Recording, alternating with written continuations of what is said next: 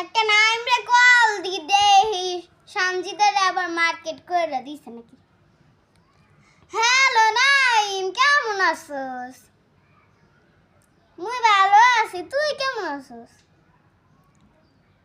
সঞ্জিতারে market করে দিছস? কি কস?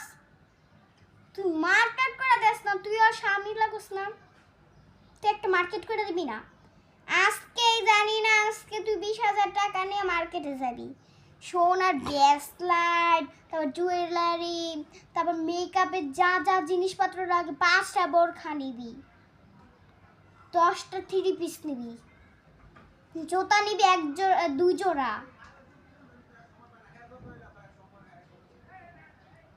দেখছো সেমডি তাহলে কেমনে ইটা করবা? মোর মার্কেট করা শেষ।